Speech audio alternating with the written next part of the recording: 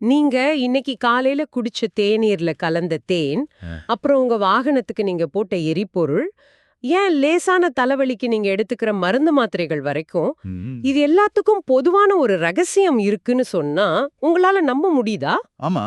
இதெல்லாம் ரொம்ப சாதாரணமா நம்ம கைக்கு வந்துடுறது இல்ல. கண்டிப்பா. ம். இது எல்லாமே உங்க கைக்கு பாதுகாப்பா வந்து சேர, கண்ணுக்கு தெரியாத ஒரு மாபெரும் தொழில்துறை வலைப்பின்னலை தாண்டி தான் வந்திருக்கு. அ. அதனால இன்னைக்கு நம்மளோட இந்த ஆழமான அலசல்ல, நமது நவீன உலகத்தை மௌனமா இயக்கிட்டு இருக்கிற தொழில்துறை வடிகட்டுதல் மற்றும் பிரித்தெடுத்தல் அப்படிங்கிற ஒரு சுவாரஸ்யமான ஆவணத்தை தான் நாங்க உடைச்சு பார்க்க போறோம். ரொம்ப முக்கியமான ஒரு ஆவணம் இது. இத பத்தி பேசவே எனக்கு ரொம்ப ஆர்வமா இருக்கு. எனக்கும் தான். இப்போ இந்த ஆவணம் முழுவதுமே பாத்தீங்கன்னா, பல்வேறு தொழில்துறை செயல்முறைகளுக்கு 1 முதல் 4 வரைக்கும் எண்கள் குடுத்திருக்காங்க. இது நாம முதல்ல புரிஞ்சுக்கணும்.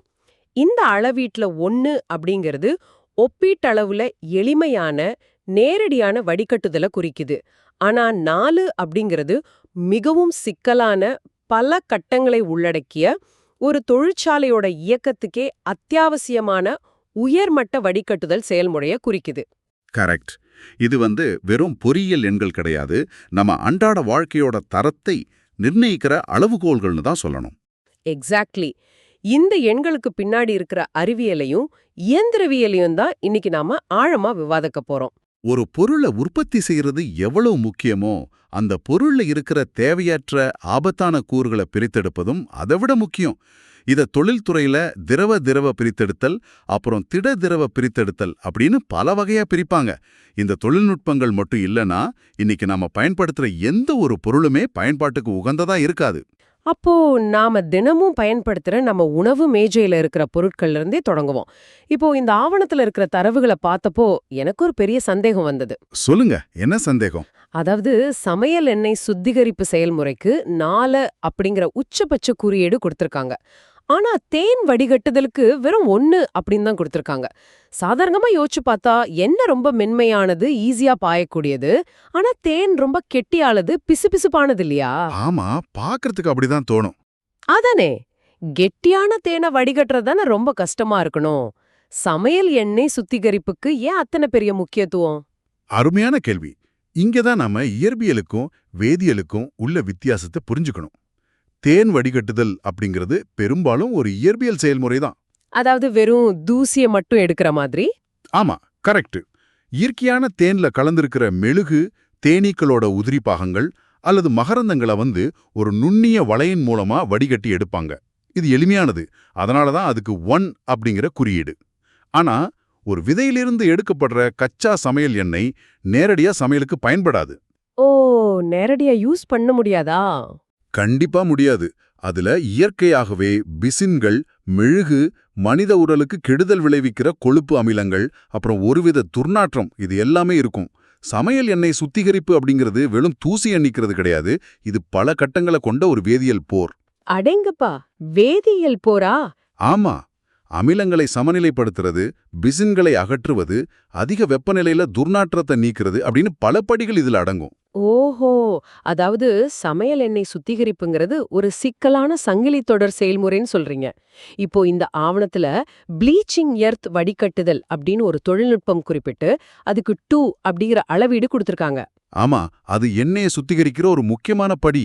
ஆனா சமையல் எண்ணெயோட இத தொடர்பு படுத்தியிருக்காங்களே. ப்ளீச் அப்படின்னாலே அது ஒரு ரசாயனம் தானே. உணவுல எதுக்காக ரசாயனத்தை பயன்படுத்துறாங்க? இல்ல. அந்த பெயரை கேட்டு நாம ஏமாந்து விடக்கூடாது. ப்ளீச்சிங் எர்த் அல்லது வெளுக்கச் செய்யும் மண் அப்படிங்கிறது எந்தவித செயற்கை ரசாயனமும் கிடையாது. ஓ, ரசாயனம் இல்லையா? பின்ன என்னது அது? இது இயற்கையாகவே கிடைக்கிற ஒரு வகையான களிமண். இது நுண்ணிய துளைகளை கொண்ட ஒரு அற்புதமான இயற்கை வடிகட்டி. எண்ணெயில் இருக்கிற தேவையற்ற நிறமைகளையும் ஆக்சிடனேற்ற பொருட்களையும் இந்த களிமண் ஒரு நுண்ணிய ஸ்பாஞ்ச் போல உறிஞ்சி தன்னுள்ளே வச்சுக்கும். அட, இது சூப்பரா இருக்கே. ஆமா, இதனால எண்ணெயோட நிறம் தெளிவடைவது மட்டும் இல்லாம அது சீக்கிரம் கெட்டு போகாம நீண்ட நாட்கள் பாதுகாப்பா இருக்கவும் இது ரொம்ப உதவுது. இப்போ நீங்க சொல்றத பார்த்தா எனக்கு ஒண்ணு புரியுது. ஆவணத்துல சமையல் எண்ணெய் நிறமாற்றம் அப்படிங்கிற பிரிவுக்கு 1 என்ற குறியீடு கொடுத்திருக்காங்க. கரெக்ட். அதுவும் இதுல ஒரு பகுதி தான். அப்போ ஒட்டுமொத்த சுத்திகரிப்பு அப்படிங்கிற 4 அளவிலான மாபெரும் வேதியியல் போர்ல இந்த நிறமாற்றம் அல்லது ப்ளீச்சிங் எர்த் வடிகட்டுதல் அப்படிங்கிறது வெறும் ஒரு சிறிய துணைப்பகுதி மட்டுமே. அதனாலதான் அதுக்கு 1 அல்லது 2 அப்படிங்கிற அளவீடு வழங்கப்பட்டிருக்கு, சரியா? மிகச்சரியாக பிடிச்சிட்டீங்க. இதே தர்க்கம் தான் மற்ற உணவுப் பொருட்களுக்கும் பொருந்தும். குளுக்கோஸ் வடிகட்டுதல் 2 அப்படிங்கிற அளவுல இருக்கு. அப்புறம் லெசித்தின் வடிகட்டுதல் 1 அளவுல இருக்கு. ஆமா, லெசித்தின் வடிகட்டுதல் 1. ஒட்டுமொத்த உணவு பதப்படுத்தும் பயன்பாடு 3 என்ற அளவுல இருக்கு. மனிதர்களோட பயன்பாட்டுக்கு வர்ற எந்த ஒரு உணவுப் பொருளும் பல அடுக்கு வடிகட்டுதல்களை தாண்டி தான் வரணும். அப்போதான் பாதுகாப்பா இருக்கும். கண்டிப்பா. அப்போதான் எந்த ஒரு நுண்ணுயிரியோ அல்லது உலோகத்துகளோ உணவுல கலக்காம இருக்கிறத உறுதி செய்ய முடியும். உணவு பதப்படுத்துதல்ல 3 அப்படிங்கிற அளவீடு இருக்க காரணம் அங்க சுவை, நிறம், தரம், அப்புறம் பாதுகாப்பு இது எல்லாத்தையும் சமநிலைப்படுத்துற அதிநவீன வடிகட்டிகள் பயன்படுத்துறாங்க. சரி, உணவுப் பொருட்கள்ல இவ்ளோ சிக்கல்கள் இருக்கு அப்படிங்கறத ஏத்துக்க முடியுது. ஆனா தொழிற்சாலைகளுக்கு அடிப்படையான தண்ணீர் பற்றி படிக்கும்போது எனக்கு சில முரண்பாடுகள் தோணுது. தண்ணீர்ல என்ன முரண்பாடு? இந்த ஆவணத்துல நதிநீர் உறிஞ்சுதல் அப்படிங்கிற செயல்முறைக்கு 4 என்ற மிக உயர்ந்த குறியீடு கொடுத்திருக்காங்க. அதே சமயம் கூலிங் டவர் சைட் ஸ்ட்ரீம் வடிகட்டுதல் அப்படிங்கிறது 2 அளவுல இருக்கு. ஆமா, அதுவும் தண்ணி சம்பந்தப்பட்ட விஷயம்தான். அப்புறம் உயிரியல் வளர்ச்சி வடிகட்டுதல் மற்றும் பிரைன் பாலிஷிங் ஆகியவை 1 அப்படிங்கிற அளவுல இருக்கு. எனக்கு என்ன கேள்வினா, தண்ணீர் அப்படிங்கிறது இயல்பாகவே பாயும் ஒரு திரவம் தானே? நிறைய பேர் அப்படித்தான் நினைக்கிறாங்க. அப்புறம் ஏன் தொழிற்சாலைகள் நதியிலிருந்து தண்ணீரை உறிஞ்சுவதற்கு இவ்ளோ பெரிய முக்கியத்துவம் கொடுக்கணும்? ஒரு குழாய போட்டு தண்ணீரை எடுக்க வேண்டியது தானே? இதுல என்ன பெரிய சிக்கல் இருக்க போகுது? இப்போ பாத்தீங்கன்னா, தண்ணீர் என்பது வெறும் தண்ணீர் தானே அப்படின்னு நினைக்கிறத தான் நாம செய்யற மிகப்பெரிய பிழை. அப்படியா? ஆமா, ஒரு பிரம்மாண்டமான மின் உற்பத்தி நிலையமோ அல்லது ரசாயன தொழிற்சாலையோ ஒரு நதியிலிருந்து நேரடியாக மில்லியன் கணக்கான லிட்டர் தண்ணீரை உறிஞ்சும்போது அங்க வெறும் H2O மட்டும் வர்றது கிடையாது. வேற என்ன வரும்? அந்த தண்ணீரோட சேர்ந்து மணல், வண்டல், பாசிகள், மீன் முட்டைகள், அப்புறம் கோடிக்கணக்கான நுண்ணுயிர்களும் சேர்ந்தே தொழிற்சாலைக்குள்ள நுழையுது. இந்த இயற்கையான கூறுகள் ஒரு தொழிற்சாலையோட இயந்திரங்களுக்குள்ள போனா என்ன நடக்கும்னு கற்பனை செஞ்சு பாருங்க. ஒருவேளை குழாய்கள்ல அடைப்பு ஏற்படலாமா? அல்லது இயந்திரங்கள் பழுதடையலாம்? அது மட்டும் இல்ல, அதையும் தாண்டி ஒரு பெரிய ஆபத்து இருக்கு. தொழிற்சாலைகள்ல கூலிங் டவர் அப்படின்னு சொல்ற குளிரூட்டும் கோபுரங்கள் இருக்கும். எந்திரங்கள்ல ஏற்படுற அதீத வெப்பத்தை தணிக்க இந்த நதி நீர் தான் அங்க பயன்படுத்தப்படுது. ஓ, அந்த சூட்டை குறைக்கிறதுக்கு? ஆமா, அந்த இதமான வெப்பமும் தண்ணீரும் சேரும்போது நதியிலிருந்து வந்த பாசிகளுக்கும் பாக்டீரியாக்களுக்கும் அது ஒரு சொர்க்கமா மாறிடுது. இதத்தான் உயிரியல் வளர்ச்சி அப்படின்னு ஆவணம் குறிப்பிடுது. ஓஹோ, அந்த சூட்ல இதெல்லாம் நல்லா வளரும்னு சொல்றீங்க? ஆமா, இந்த நுண்ணுயிரிகள் இயந்திரங்களோட குழாய்களுக்குள்ள ஒரு வழுவழுப்பான படலத்தை, அதாவது பயோஃபில்ம் அப்படின்னு சொல்லுவோம், அதை உருவாக்குது. இது வெறும் பாசி கிடையாது, இந்த நுண்ணுயிர்கள் ஒரு வகையான அமிலத்தை சுரக்குது. ஒரு நிமிஷம், நுண்ணுயிரிகள் அமிலத்தை சுரந்து எந்திரங்களை அரிச்சிடுமா? இது கேட்கறதுக்கே ஒரு சயின்ஸ் ஃபிக்ஷன் படம் மாதிரி இருக்கே. ஆனா அதுதான் நிஜம். அந்த அமிலம் பல கோடி ரூபாய் மதிப்பிலான உலோக குழாய்களை துருப்பிடிக்க செய்து துளைத்து விடும். அது மட்டும் இல்லாம அந்த வழுவழுப்பான படலம் வெப்பத்தை வெளியேற விடாம தடுத்துடும். அட பாவமே. இதனால குளிரூட்டும் அமைப்பே செயலிழந்து ஒட்டுமொத்த தொழிற்சாலையும் வெடிச்சு சிதற அபாயம் கூட இருக்கு. மை காட், அவ்ளோ பெரிய ஆபத்தா? அதனாலதான் நதியிலிருந்து தண்ணீரை உள்ள இழுக்கும்போதே இந்த உயிரியல் மற்றும் திடப்பொருட்களை தடுத்து நிறுத்த வேண்டிய கட்டாயம் இருக்கு. இதனாலதான் நதிநீர் உறிஞ்சுதல் வடிகட்டுதலுக்கு 4 அப்படிங்கிற உச்சபட்ச குறியீடு கொடுத்திருக்காங்க. இப்பதான் எனக்கு தெளிவா புரியுது. ஆரம்பத்திலே இந்த இயற்கையான உயிரியல் வளர்ச்சியை கட்டுப்படுத்தலன்னா தொழிற்சாலையோட அஸ்திவாரமே ஆட்டம் கண்டுடும். இயற்கையோட படைப்புகளான பாசிகளும் நுண்ணுயிரிகளும் கூட மனிதனால் உருவாக்கப்பட்ட ராட்சச இயந்திரங்களை அழிச்சிட முடியும் அப்படிங்கிறது ரொம்பவே ஆச்சரியமா இருக்கு. உண்மைதான், இதுதான் இயற்கையோட சக்தி. சரி, அதே பிரிவுல இருக்கிற பிரெயின் பாலிஷிங் வடிகட்டுதல் அமைப்பு எதுக்காக 1 அப்படிங்கிற குறியீட பெற்றிருக்கு? இப்ப பிரெயின் பாலிஷிங் அப்படிங்கிறது உப்பளங்கள்ல இருந்து பெறப்படுற அடர்த்தியான உப்பு நீரை மிக தூய்மையா மாற்றுது. இந்த தூய்மையான உப்பு நீர் தான் குளோரின் போன்ற ரசாயன உற்பத்தியில பயன்படுத்தப்படுது. ஓ, குளோரின் தயாரிக்கிற இடத்துல? ஆமா, இந்த வடிகட்டுதல் இயந்திரவியல் ரீதியா பார்த்தா ரொம்ப எளிமையானது. அதனால தான் இதுக்கு 1 அப்படிங்கிற குறியீடு. ஆனா இதுல மிகச்சிறிய அளவுல தூசுகள் இருந்தா கூட குளோரின் பிரித்தெடுக்கிற இயந்திரங்கள்ல இருக்கிற விலையுயர்ந்த சவ்வுகள் கிழிஞ்சிடும். எளிமையான செயல்முறை தான் என்றாலும் துல்லியம் மிக மிக அதிகம். ஓ, ஓகே, மென்மையான தண்ணீர் எப்படி ஆபத்தா மாறும் அப்படிங்கறத பார்த்தோம். இப்ப இதை விட ரொம்ப கடுமையான ஆபத்தான திரவங்கள பத்தி பேசுவோம். கண்டிப்பா அது ரொம்ப சுவாரஸ்யமான பகுதி. ஆமா, இந்த தரவுகளை படிக்கும்போதே எனக்கு ஒரு வித நடுக்கம் ஏற்படுது. கச்சா எண்ணெய் வடிகட்டுதல் 2, பயோடீசல் வடிகட்டுதல் 2, உருகிய சல்ஃபர் வடிகட்டுதல் 2 அப்படின்னு பட்டியல் நீண்டுட்டே போகுது. ஆமா, இதெல்லாம் ரொம்ப கடுமையான திரவங்கள். இதுல என்ன ரொம்பவே திகைக்க வச்சது உருகிய சல்ஃபர் வடிகட்டுதல் தான். சல்ஃபரை உருக்குறது அப்படின்னாலே அது கொதிக்கிற எரிமலை லாவாத போல தானே இருக்கும். இவ்வளவு கடுமையான சுட்டெரிக்கிற வெப்பத்துல இருக்கிற ஒரு ரசாயனத்தை எப்படி வடிகட்ட முடியும்? வடிகட்டியே உருகிடாதா? நீங்க சொல்ற அந்த எரிமலை லாவா ஒப்பீடு 100க்கு 100% உண்மையானது. உருகிய சல்ஃபர் தோராயமா 130 முதல் 150 டிகிரி செல்சியஸ் வெப்பநிலையில இருக்கும். அவ்ளோ சூடா? ஆமா, இந்த வெப்பநிலையில அது ஒரு அடர்த்தியான கடுமையான அரிக்கும் தன்மை கொண்ட திரவமா இருக்கும். நம்ம விவசாயத்துக்கு தேவையான உரங்கள் தயாரிக்கிறதுக்கு இந்த சல்ஃபர் ரொம்ப முக்கியமானது. ஆனா அதை நிலத்தடியிலிருந்தோ அல்லது கச்சா எண்ணெய் சுத்திகரிப்புல இருந்தோ பிரித்தெடுக்கும்போது அதோட ஏராளமான பாறை துகள்கள், சாம்பல், அப்புறம் தேவையற்ற தாதுக்கள் கலந்திருக்கும். அப்போ அந்த சுட்டரிக்கிற திரவத்தை வடிகட்ட சாதாரண துணியும் பிளாஸ்டிக்கும் நிச்சயம் பயன்படாதே. கண்டிப்பா பயன்படாது, உடனே உருகிடும். பின்ன எப்படி அதை சாத்தியப்படுத்துறாங்க? இயந்திரவியல் எதுக்கான தீர்வு என்ன? இதுக்கு என்ன பிரத்யேகமான வடிவமைக்கப்பட்ட துருப்பிடிக்காத எஃகு வலைகளை பயன்படுத்துறாங்க. ஸ்டெயின்லெஸ் ஸ்டீல் வலைகளா? ஆமா, இந்த எஃகு வலைகள் அதிக வெப்பத்தால் விரிவடைந்தாலும் தங்களோட வடிவத்தை இழக்காதபடி மிக துல்லியமா வடிவமைக்கப்பட்டிருக்கும். அழுத்தப்பட்ட நீராவியை பயன்படுத்தி அந்த சல்ஃபரை தொடர்ந்து திரவநிலையிலே வச்சு இந்த உலோக வலைகள் மூலமா வடிகட்டுவாங்க. அடேங்கப்பா! இது எரிசக்தி மற்றும் ரசாயனத் துறையோட மிக கடுமையான சவால்கள்ல ஒண்ணுன்னு சொல்லலாம். இதை கையாள்றதுல ஏற்படுற சிரமத்தால தான் இதுக்கு 2 அப்படிங்கிற அளவீடு கொடுத்திருக்காங்க. ஒரு உருகிய எரிமலையையே எஃகு வலையை கொண்டு வடிகட்டுற தொழில்நுட்பம் நம்ம கிட்ட இருக்கு அப்படிங்கிறது உண்மையிலேயே வியப்பளிக்குது. ஆமா, மனித மூளையோட சாதனை இது. அதே போல இதே கடுமையான சூழல்கள் பிரிவுல வினையூக்கி மீட்பு மற்றும் அமீன் வடிகட்டுதல் அப்படிங்கிறதுக்கு 1 என்ற குறியீடு கொடுத்திருக்காங்க. மீட்பு அப்படின்னா என்ன? இது ஏதோ தேவையற்றதை நீக்கிறது போல தெரியலையே.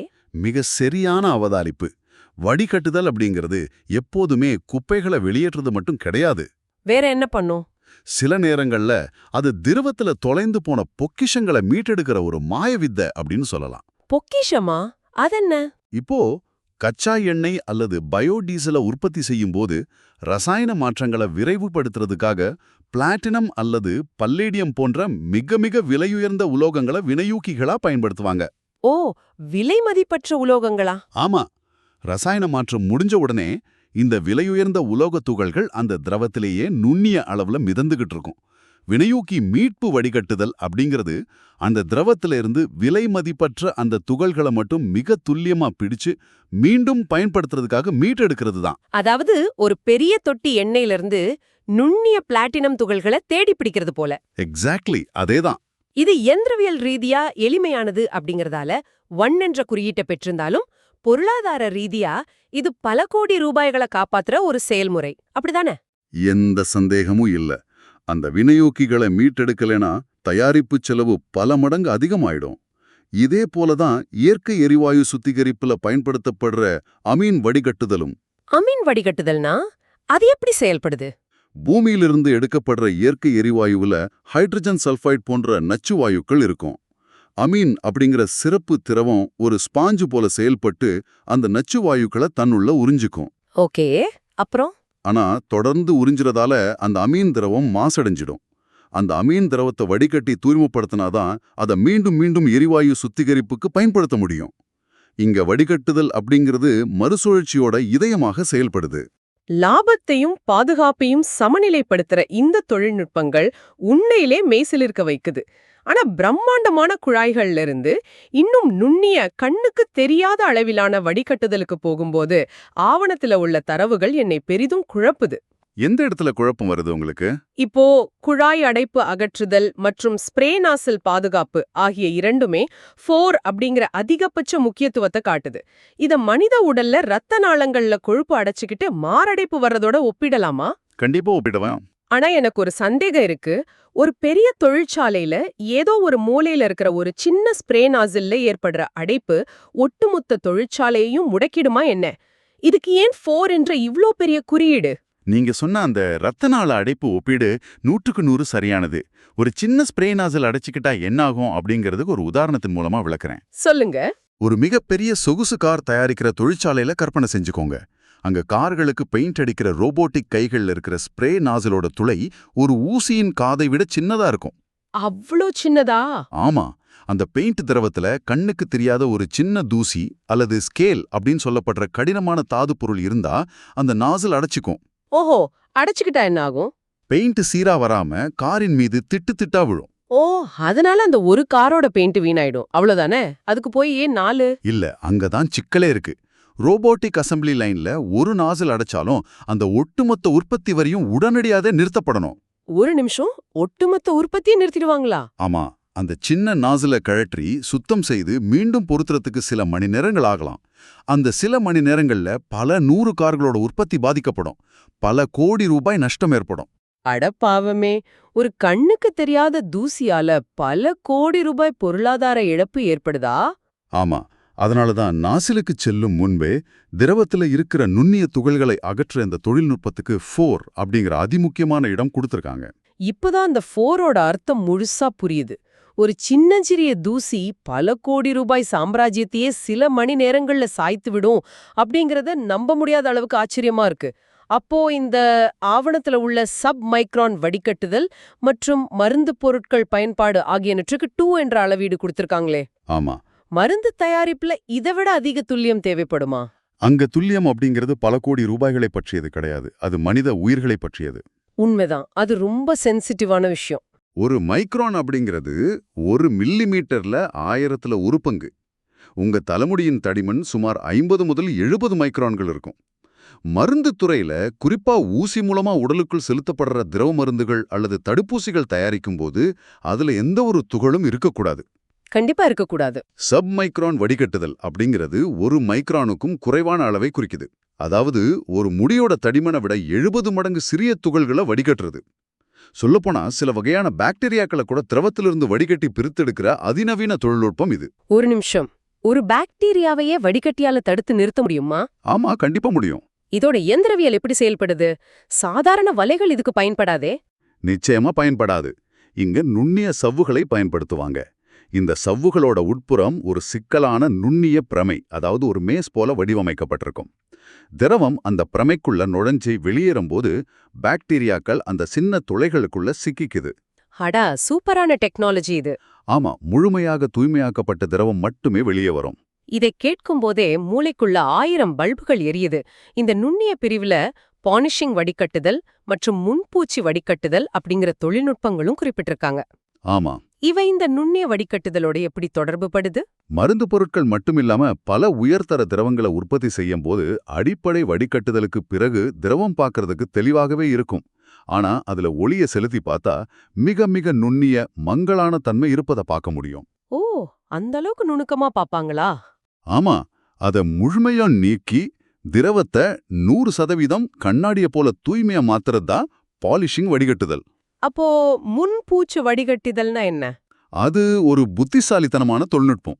வடிகட்டியோட பரப்புல நேரடியா திரவத்தை செலுத்தினா நுண்ணிய துகள்கள் வடிகட்டிய நிரந்தரமா அடைச்சிடும். ஓகே.